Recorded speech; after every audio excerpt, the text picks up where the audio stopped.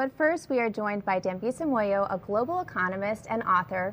She has a new book out called Winner Take All, China's Race for Resources and What It Means for the World. Hi there, welcome. Hi, thank you very much for having me.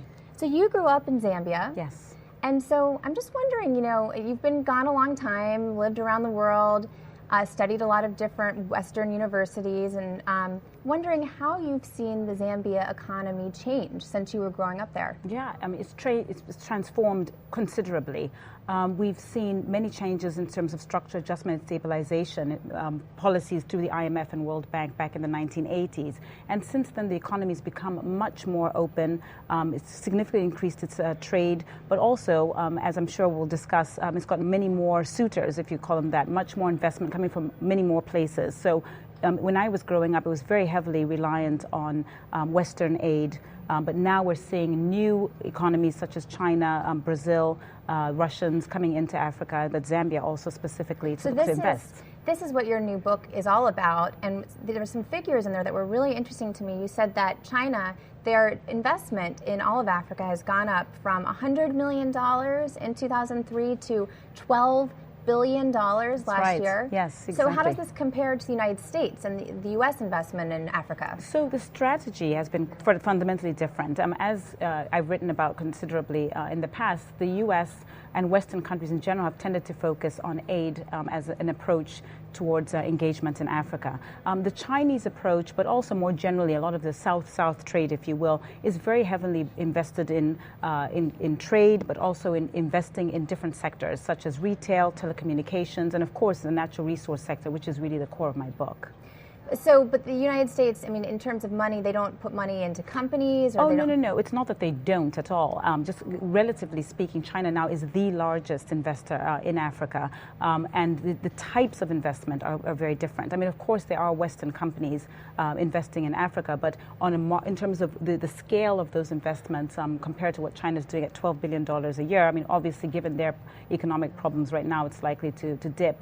But fundamentally, there's a wide gap between what Western countries have done and what Chinese are doing right now. And is this $12 billion coming from the Chinese government, or is it coming from Chinese individual investors or Chinese companies? Who's putting that money in? So it's mainly company investment, but as you know, the Chinese system is basically state capitalism. So there is a lot of government involvement through this web of companies that China uses to invest around the world. We're talking about Africa, but obviously the investment profile that I describe in the book is one in which China is going to South America, it's going to Eastern Europe, Australia, which is the largest recipient of Chinese foreign direct investment, but also in places like the United States and Canada, you do see significant investment from these Chinese corporations. We've even had stories in the Times about China investing in the Caribbean. Yes. And one of the things that the Times has captured in those stories is that the people there really welcomed the Chinese investment because, China's, built soccer stadiums and things that they liked. And so in Africa, what is the mood of the African people and the governments there with regard to this money coming from China? Well, first of all, it's an evolving relationship. So I think that to classify it as universally good or universally bad is rather naive. Like any other investor, there are relationships and there are skirmishes around this. One of the reasons I wrote an article last week in the New York Times is because I felt that the tone or the tenor around China's involvement, particularly in Africa, has tended to be very negative. There's this idea that somehow the African populations are being abused, there's neocolonialism, there's the use of prisoners, and really in my own research I found that there is no widespread systematic approach to the Chinese engagement in Africa.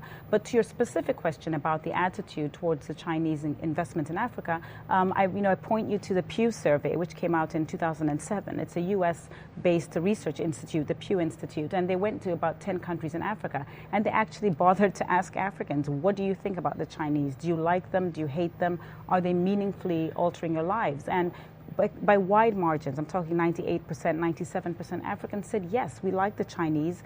They are investing, they're improving our livelihoods, and actually they said they prefer them to the Americans. And I think it's that sort of perspective that we should probably consider before we write these sort of castigating articles about what China is doing, not only in Africa, but around the world. Are they doing much, in addition to investing in resources there, are they investing in the African people? Are they improving the schools? Are they teaching them Chinese? Are they teaching them computer programming? Are they teaching them skills to improve the African economy? There is definitely an element of that. In fact, if you look in the book, I talk a lot about the engagement between the Chinese government. They had actually invited, I think this was 2006, they invited all the presidents of Africa to go to China, and a big part of their engagement is providing some aspects of social investment in public goods, such as education and healthcare. But that's really incidental. It's not the core approach. And I think this is why I've written extensively that African governments need to understand that the Chinese are not there for goodwill or democracy or religious reasons. They're really there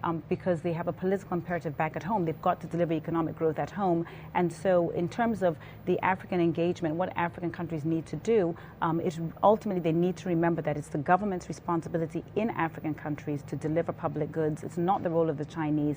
And ultimately, these are depleting, scarce, and finite resources we're talking about. The Chinese are likely to leave when those resources run out, and we need to be able to prepare ourselves for that eventuality. So you can't count on business for public policy? Well, absolutely not, and I don't think anyone really does. If you think about the way the United States operates, or more developed economies, or indeed, to some extent, many of the fast emerging market economies, there is a clear delineation. I mean, government, of course, takes taxes in from the corporations, right, and then uses that money to provide these public goods, national security, education, and so on.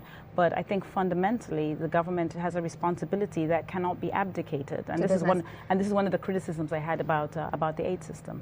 Well, thank you so much for joining us. Thank you. I appreciate you hosting me.